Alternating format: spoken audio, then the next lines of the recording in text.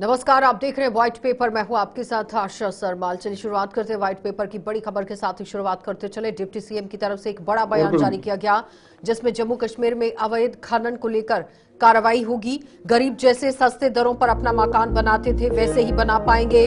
जम्मू में अवैध खनन का धंधा धड़ल्ले से जारी है और तवी और नालों में सक्रिय है यहाँ खनन माफिया। आम लोगों के लिए ये एक बड़ा ऐलान किया गया है। अवैध खनन को रोका जाएगा। अवैध खनन करने वालों पर यहाँ सख्त कार्रवाई की जाएगी। जम्मू कश्मीर में अवैध कारोबार यहाँ पर चल रहा है। पुलिस ने शहर के दक्षिण क्षेत्र में ऑपरेशन फ्लांग यहाँ पर चलाया था, यानी कि फ्लाइंग जो ऑपरेशन है वो चलाया गया था, जिसके तहत अवैध खनन गतिविधियों के खिलाफ बड़ी कार्रवाई की गई। और अवैध खनन को रोकने के लिए पुलिस ने एक और बड़ी पहल की है जिसमें बीट सिस्टम को चलाया गया है। लेकिन लगातार आप देखिए जम्मू में अवैध खनन को लेकर किस तरह से धड़ल्ले से काम चल रहा था। समझना अहम है कि प्रशासन और सरकार की तरफ से कैसे इस पर कार्रवाई की जाएगी। डिप्टी सीएम सुरेंद्र चौधरी की तरफ से एक बड़ा बयान जारी किया गया कि जिस तरह से कार्रवाई की जा रही है इससे भी सख्त कार्रवाई यहां पर की जाएगी, क्योंकि कुछ जगहों पर तवी नदी जो है वो चौड़ी हो गई है। अवैध खनन को रोकने के लिए पुलिस ने यहां पर शुरुआत कर दी है। बीट सिस्टम की शुरुआत हुई है। नदी नालों में अवैध खनन के लिए पुलिस ने बाकायदा बीट सिस्टम जो है वो शुरू किया। इसके तहत यहाँ विशेष पुलिस कर्मियों को अलग अलग नाकों पर तैनात किया जाता है। ये नाके अवैध खनन में लगी हुई गाड़ियों को पकड़ने के लिए लगाए जाते हैं। और पिछले एक महीने से ही आप देखिए किस तरह से इस पर कार्रवाई चल रही है। उससे पहले ही आपने देखा जैसे ही अपना पदभार ग्रहण यहाँ डिप्टी सीएम की तरफ से किया गया, उसके बाद ताबड़तोड़ कार्रवाइयां अवैध खनन पर हुई हैं और भारी जुर्माना भी यहाँ गाड़ियों पर किया गया। और आप देखिए किस तरह से बेहतर काम पुलिस भी करती नजर आ रही है। लेकिन आज एक बार फिर से डिप्टी सीएम की तरफ से दो टूक जवाब दिया गया है कि अवैध खनन को लेकर कार्रवाई होगी। गरीब जैसे पहले सस्ते दरों पर अपना मकान बनाता था वैसे ही बनाएगा। और जम्मू में अवैध खनन का जो धंधा धड़ल्ले से जारी था, उस धड़ल्ले से जारी होने के बाद लगातार इस पर कार्रवाई शुरू की गई है। तवी और नालों में खनन माफिया सक्रिय था। आम लोगों के लिए ऐलान, अवैध खनन को रोका जाएगा। अवैध खनन करने वालों पर सख्त कार्रवाई की जाएगी। तो चलिए सबसे पहले आपको सुना देते हैं क्या कुछ कहना था। इलीगल माइनिंग को पूरा बंद किया जाएगा, रोका जाएगा। और जैसे पहले गरीब अपना सस्ते दरों पे अपना मकान बनाता था वैसे वो दिन और सब जो उनका कंसर्न है ऑनरेबल एमएलए का बड़ा जेन्युइन है, मैं खुद मानता हूं। और मैं इसमें ऑनरेबल एमएलए के साथ बैठ के हम इसमें जो रूल्स हैं, पुराने रूल्स हैं, उनको पूरा सख्ती से इंप्लीमेंट करेंगे। और जहां खामियां हैं रूल्स में उनको रूल्स को चेंज करेंगे। ये चीज है कि जम्मू कश्मीर के लोगों को मैं एक अश्योरेंस देना चाहूंगा अपने लीडर डॉक्टर फारूक अब्दुल्ला साहब की तरफ से और उमर अब्दुल्ला साहब की तरफ से कि जम्मू कश्मीर में इलीगल माइनिंग को पूरा बंद किया जाएगा, रोका जाएगा। और जैसे पहले गरीब अपना सस्ते दरों पे अपना मकान बनाता था वैसे वो दिन आए। उनकी सैलरी का मसला है, वो कहते हैं कि सरकार जब से आई तब से नहीं, ऐसी बात सरकार नहीं, हमें तो। चलिए, तो फिलहाल डिप्टी सीएम को आपने सुना किस तरह से अवैध खनन करने वालों पर कार्रवाई की जाएगी। इस पर रोक लगाने के लिए यहाँ कार्रवाई करना जरूरी भी है और जो चल भी रही है। चलिए, इस वक्त पैनल में हमारे साथ रविंदर सलाथिया हैं, भारतीय जनता पार्टी से हैं। बहुत बहुत स्वागत रविंदर जी जुड़ने के लिए। आबिद वानी है नेशनल कॉन्फ्रेंस से, आपका भी बहुत बहुत स्वागत आबिद जुड़ने के लिए। दिनेश मल्होत्रा है हमारे साथ, राजनीतिक विश्लेषक हैं, आपका भी बहुत बहुत स्वागत दिनेश जी जुड़ने के लिए। सबसे पहले तो दिनेश जी मैं आप ही के पास आऊंगी, बीट सिस्टम को लेकर भी बात कर लेते हैं। उसके बाद प्लाउंग जो एक आप देखिए मुहिम चलाई गई थी उस पर भी किस तरह से कार्रवाई हुई। और आज फिर से डिप्टी सीएम ने कह दिया कि धड़ल्ले से जो काम चल रहा है उससे रोकने के लिए 100% रोकने के लिए कार्रवाई होगी। अच्छा जी, सबसे पहले आपका बहुत बहुत शुक्रिया को पैनलिस्ट को मेरी तरफ से दोनों को गुड इवनिंग। ये जो अवैध खनन जो हम इलीगल माइनिंग कहते हैं, ये सिर्फ लोगों की इकोनॉमी को ही इम्पैक्ट नहीं कर रही है, ये हमारी इकोलॉजी के लिए बहुत बड़ा चैलेंज है। आज भी एक सवाल लेजिस्लेटिव असेंबली में आया था, शायद नॉर्थ कश्मीर के किसी एरिया से, वहां नालों में पानी खत्म हो गया है, नाले डाइवर्ट हो गए हैं। ये एक बहुत बड़ा मुद्दा है इलीगल माइनिंग का पिछले कुछ सालों से, खासतौर पे पिछले जब एक हाई कोर्ट की डायरेक्शन आई थी कि तभी से जो सैंड और बजरी या पत्थर को निकालने पे बैन लग गया था, फिर पूरे जम्मू प्रोविंस में, जम्मू कश्मीर में कहें कि उसके बाद इलीगल माइनिंग शुरू हुई है। जम्मू प्रोविंस इससे वर्स्ट विक्टिम है। हम देख रहे हैं कि जो फ्लैश फ्लड कई बार जम्मू प्रोविंस में आ रहे हैं, वो सारा इम्पैक्ट जो है इलीगल माइनिंग का है। तो ये बहुत बड़ा माफिया है। डिप्टी चीफ मिनिस्टर या जम्मू कश्मीर की जो सरकार है, अगर वो ये कह रही है कि हम इस इलीगल माइनिंग को रोकेंगे, तो ये एक अच्छा स्टेप है। मुझे लगता है कि सरकार को कोई इस पे कंप्रीहेंसिव पॉलिसी बनानी चाहिए। इस पॉलिसी इसको इलीगल माइनिंग को परमानेंटली रोकना चाहिए, क्योंकि आम लोग तो इससे प्रभावित है ही हैं, लेकिन इस पे इकोलॉजी और एनवायरनमेंट इतना ज्यादा इंपैक्ट हो रहा है कि हमारी जितनी की वाटर बॉडीज है उस पे बहुत इंपैक्ट पड़ रहा है। आने वाले दिनों में आज से 10 सालों के बाद आप देखेंगे कि किस तरह से सॉइल इरोजन इतना ज्यादा हो जाएगा कि बाद में लोगों को पछताना पड़ेगा, जो अभी तक जो माफिया भी पॉलिसी बनाने की जरूरत है क्योंकि प्रकृति पर इसका ज्यादा असर देखा जा रहा है। आशा जी, यहाँ पर बात जो हो रही थी अभी, ये विशेषज्ञ हैं बात कर रहे थे इकोलॉजी के बारे में और हमारे रिसोर्सेज के बारे में। पहले मैं आपके माध्यम से जम्मू कश्मीर के लोगों को ये बताना चाहूँगा कि हमारे यहाँ कौन कौन से मिनरल्स पाए जाते हैं, जैसे कि ग्रेनाइट है, सफ़ायर है, जिप्सम है। ये सारे रिच मिनरल्स हमारे यहाँ पाए जाते हैं। और ये जो एक्सट्रैक्शन, इलीगल माइनिंग हो रही है, एलजी एडमिनिस्ट्रेशन के दौरान ये अपने अरूज पे थी। अगर आपको याद होगा, एनजीटी नेशनल ग्रीन ट्रिब्यूनल ने 2022 में यहाँ की गवर्नमेंट पे करीबन 35 करोड़ रुपए की पेनल्टी चार्ज की थी, क्योंकि इस हद तक दूध गंगा जो ट्रिब्यूटरी है पोल्यूट हुई थी ड्यू टू इलीगल माइनिंग। और इसको कर्व करने के लिए एलजी एडमिनिस्ट्रेशन ने कुछ खासा कदम नहीं लिया था। अब जब से हमारी सरकार आई है, action speak louder than words. जैसे ही सुरेंद्र चौधरी जी ने इसका जो अपने कैबिनेट में ओहदा संभाला है, 1 मार्च आपको याद होगा, जॉइंट डायरेक्टर जो जियोलॉजी एंड माइनिंग जम्मू है, उनको अटैच किया गया क्योंकि कुछ शॉर्टकमिंग्स पाई गई थी उनके जरिए। ये जो पूरी लीगल लाइसेंसिंग है या बाकी डॉक्यूमेंटेशन थी, लीगल प्रोसीडिंग्स थी, उनमें तो ये एक मैसेज थी उन लोगों के लिए कि अगर आप लीगल प्रोसीजर्स और एनवायरमेंटल कंसर्न्स को सामने न रखे हुए काम करवाएंगे लोगों से, तो आप पे सख्ती की जाएगी। और उसी संकल्प और उसी दृष्टि से हम देख रहे हैं, और आने वाले वक्त में आप देखेंगे फर्दर इस पे कर्व हम करेंगे। रविंदर जी, मेरा ये मानना है कि जैसे मेरे दोनों पैनलिस्ट बैठे हैं और वो बता रहे हैं, जैसे हमारे विशेषज्ञ भी मल्होत्रा साहब बैठे हैं और एनसी के भी बैठे हैं, इन्होंने बात की कि यहाँ के क्या क्या रिसोर्सेज यहाँ पर है, माइनिंग से हम क्या क्या एक्सट्रैक्ट करते हैं। सबसे बड़ा मुद्दा तो जो माइनिंग का है वो इस रेत बजरी का ही है, और इसकी जो पॉलिसी बनी थी वो SO60 जो एक्ट बना हुआ है उसके अकॉर्डिंगली ये पॉलिसी बनी हुई है।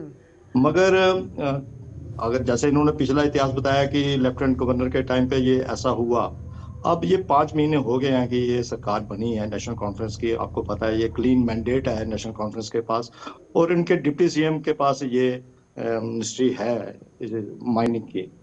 तो पिछले दिनों काफी जोर शोर से माइनिंग के यहाँ पर कुछ क्रशर्स के ऊपर रेड डाली, कुछ यहाँ पे ब्लॉक्स के ऊपर भी रेड डाली। तो मैं ये आपको थोड़ी सी इसकी इंफॉर्मेशन दे दूं कि वैसे तो यहाँ पर जम्मू कश्मीर में जो ब्लॉक होने चाहिए जहाँ से माइनिंग को एक्सट्रैक्ट किया जाता है, वो ब्लॉक इन्होंने उसको एडवर्टाइज ही नहीं किया, ना उसको रिन्यू किया। अब वो 3-4 ब्लॉक में काम किया जाता है, और उसके बाद जब 3-4 ब्लॉकों में काम करेंगे तो बाकी वाले तो सब इलीगल माइनिंग करेंगे। तो ऐसा जो अब मैं ये नहीं कहूंगा कि पहले नहीं होता था, अगर पहले होता था तो अब गवर्नमेंट बनी है, तो अगर सरकार बनी है, सरकार का काम है, उन्होंने इधर आकर बहुत सी जगह छापे मारे और बहुत से ऐसे एक्शंस की बात की, मगर मैं आपको ये बता दूं उनके कान पे जूं नहीं रेंगी है। वो वैसे के वैसा ही इलीगल तरीके से वो माइनिंग यहाँ पर हो रही है। यहाँ आपको ये वो कह रहे कार्रवाई तो हुई लेकिन उस पर कोई असर देखा नहीं गया।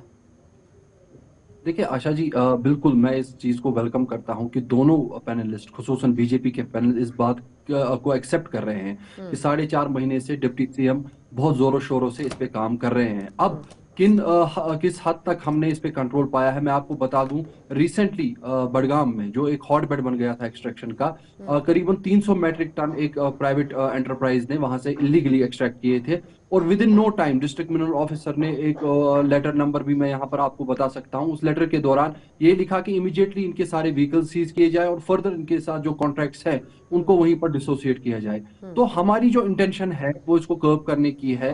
हम सैटेलाइट इमेजरी का यूज भी करेंगे आने वाले वक्त में। जीआईएस सिस्टम, जैसे कि ये बोल रहे हैं ब्लॉक्स में जहां पर जो भी लूप होल्स हैं वो कवर करने के लिए टेक्नोलॉजी और कम्युनिटी बेस्ड हमको इसमें रहना पड़ेगा। लोगों को भी इसमें हमारा साथ हाथ बटाना पड़ेगा, तभी जाके ये इलीगल जो माइनिंग से है इससे हमें निजात मिलेगी। तो हमारा संकल्प तो ये है कि हम इस पे कर्व करेंगे। दिनेश जी, वो कह रहे हैं संकल्प तो लिया है लेकिन लोकल पब्लिक को भी बाहर आने की जरूरत है। बिल्कुल, मैं इनकी बात को इंडोर्स करता हूं। जैसे मैंने पहले कहा कि माइनिंग सिर्फ एक इकोनॉमिक इश्यूज नहीं है। स्टेट के एक्सचेकर को, जो इलीगल माइनिंग है, स्टेट के एक्सचेकर को नुकसान नहीं हो रहा, स्टेट की इकोलॉजी बड़ी इंपैक्ट कर रही है। तो इसमें सोसाइटी को एक रोल प्ले करना पड़ेगा। सोसाइटी को as a watchdog role play करना होगा। जहां जहां इलीगल माइनिंग हो रही है तो उसको रोकना पड़ेगा, सोसाइटी को खुद रोकना पड़ेगा, सरकार के साथ सहयोग करना पड़ेगा।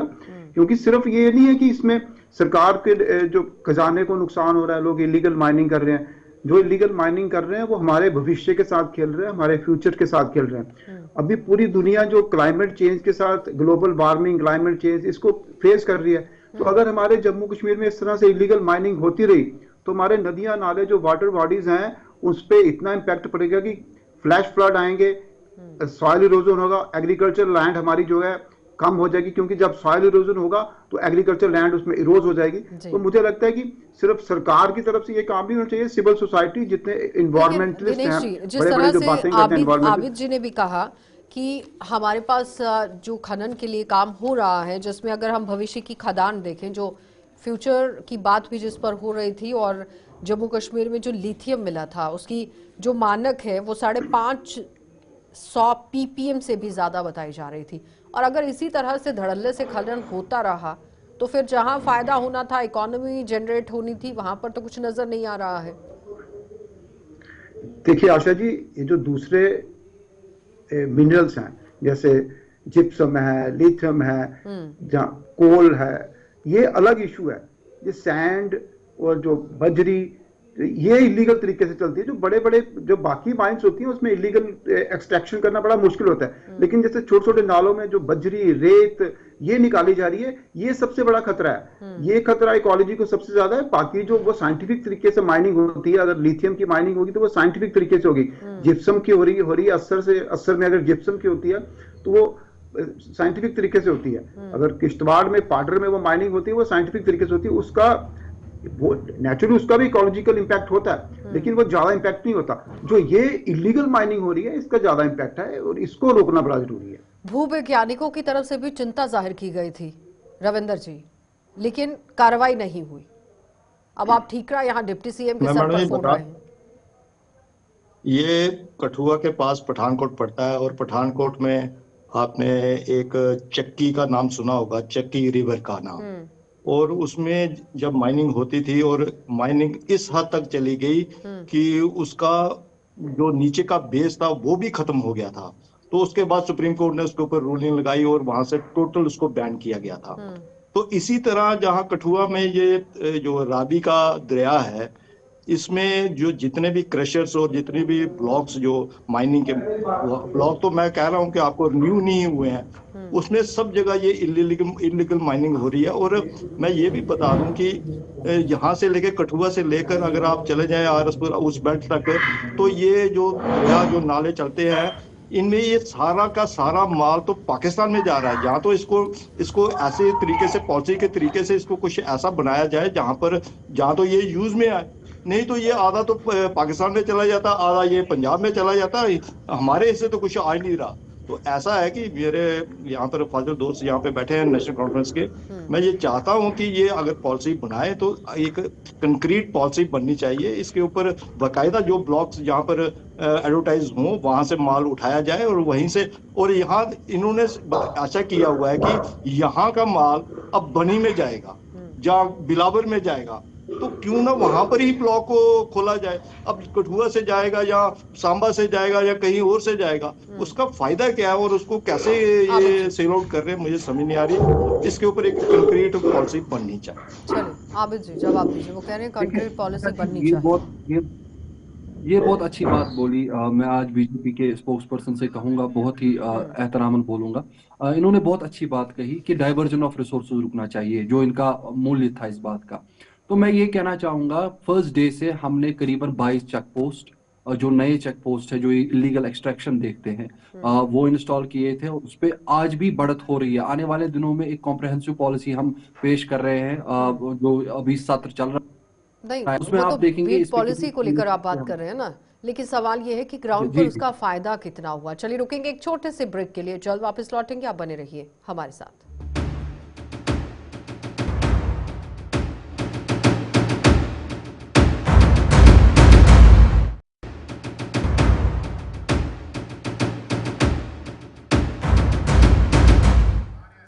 दिनेश जी, मैं आप ही के पास आऊंगी सीधा। जिस तरह से एक रिपोर्ट सबमिट करने की बात कही गई थी कि तमाम जितनी भी शिकायतें आ रही हैं उस पर कार्रवाई होनी चाहिए, सबसे पहले एक रिपोर्ट तैयार होनी चाहिए, उसको लेकर क्या कार्रवाई की गई? क्योंकि जब सस्पेंशन भी हुआ, उसके बाद ताबड़तोड़ आपने देखा छापेमारी भी हुई, फिर एक रिपोर्ट तैयार करने की बात हुई।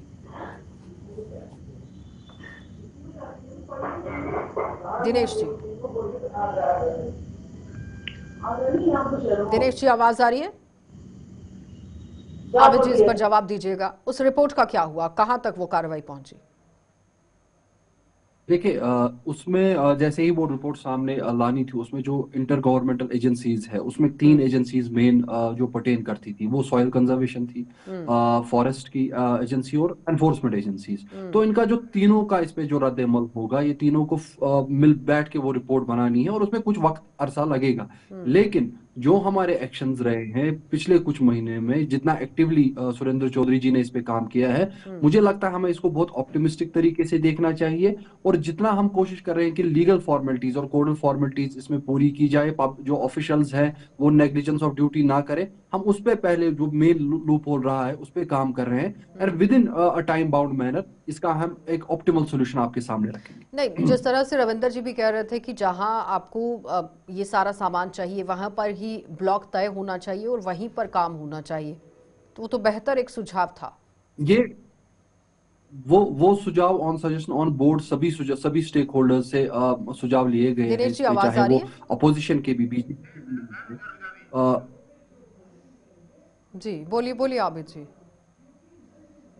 जी, जितने भी बीजेपी के एमएलएज भी थे, आज आरएस पठानिया साहब ने भी उस पर सवाल उठाया था, तो मुझे लगता है सभी के सजेशन लिए जाएंगे। हाँ, पॉलिसी विद इन मंथ्स या विद इन 2 मंथ्स या 3 मंथ्स फ्रेम नहीं होती, इसको एक अच्छा अरसा लगता है, ताकि आने वाले वक्त में हमको फिर से ये चैलेंज सामने ना आए, ताकि अभी सभी स्टेक होल्डर्स से बात हो और एक कॉम्प्रिहेंसिव पॉलिसी सामने आए। दिनेश जी वो कह रहे हैं कि स्टेक होल्डर्स के साथ बात हो, फिर उसके बाद एक पॉलिसी फ्रेम की जाए और उस पर कार्रवाई हुई, तो वो ज्यादा बेहतर है, क्योंकि रिपोर्ट जो सबमिट करने की बात कही गई थी जब कार्रवाइयां हो रही थी।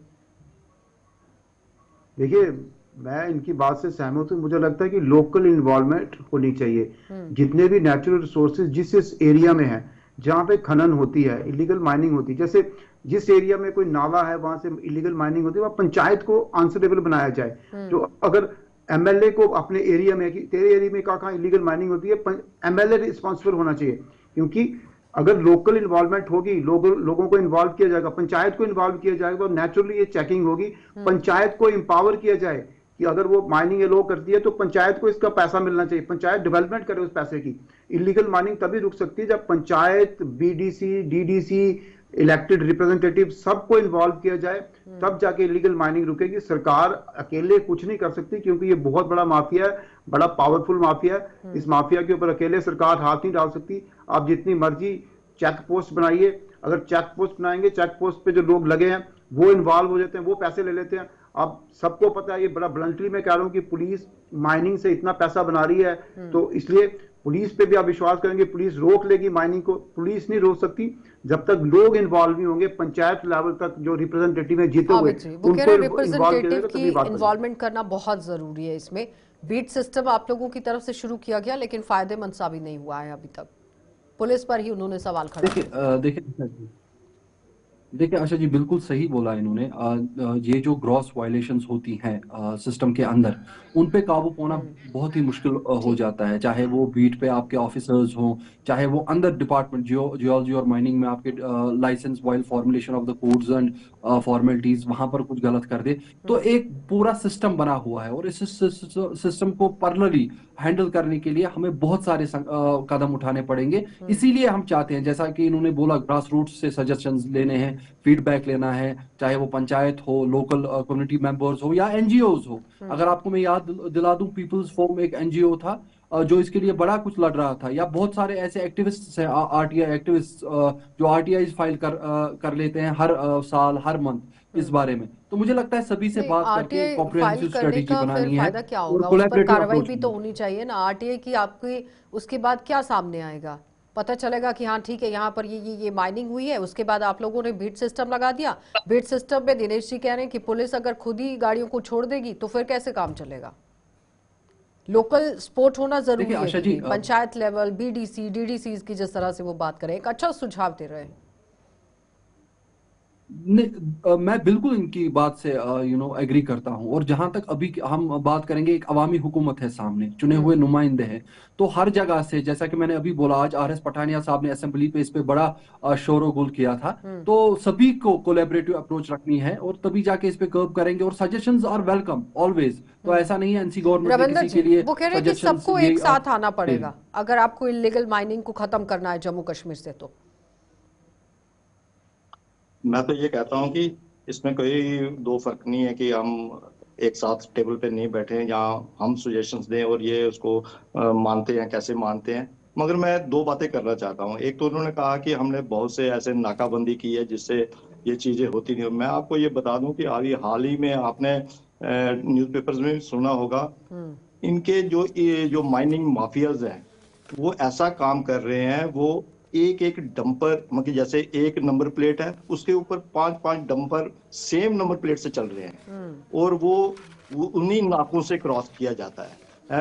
एक अभी 19 साल की लड़की मर गई डंपर के नीचे।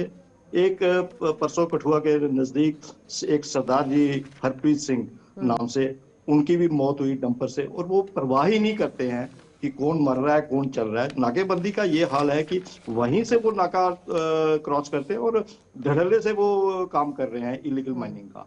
तो इसमें मैं इनके साथ मल्होत्रा साहब से बिल्कुल इत्तेफाक रखता हूं कि जो पंचायत लेवल की बात की है, अगर पंचायत, ये एडवाइस है, अगर पंचायत लेवल पे ही उन चीजों को, उन ब्लॉक्स को अगर एडवर्टाइज किया जाए, उन्हीं पंचायतों को दिया जाए, तो ये यकीनन जो इलीगल जो माइनिंग होती है उस पर कहीं ना कहीं चलिए आबिद जी, सवालिया एक निशान लग लास्ट सकता है, कमेंट उसको जल्दी से। वहां पे प्लग किया जा सकता है। ठीक है।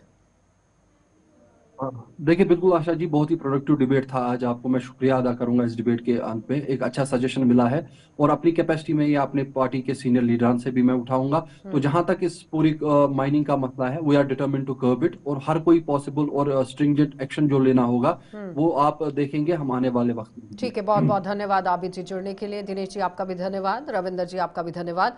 तो इलीगल माइनिंग को लेकर डिप्टी सीएम की तरफ से ये कह दिया गया है, एक बड़ा दावा पेश किया गया है, बड़ा ऐलान यहाँ पर किया गया है कि इसे खत्म किया जाएगा। लेकिन जानकार ये कह रहे हैं कि अगर आप स्टेक होल्डर्स को ध्यान में रखकर कार्रवाई करते हैं, पंचायत लेवल तक अपनी सपोर्ट यहाँ पर दिखाई जाती है लोगों की तरफ से भी, बीडीसी, डीडीसी, पंचायत के अंदर सरपंच, अगर सब मिलकर ये काम करते हैं तो फिर इसे रोका जा सकता है। क्योंकि माफिया जिस तरह से आगे बढ़ रहा है, बिल्कुल खत्म करने की जरूरत है। लेकिन जब तक सपोर्ट नहीं होती तब तक कुछ नहीं होने वाला है। तो इसलिए लोकल सपोर्ट लेना बहुत जरूरी है। आप देखते रहिए कार्यक्रम।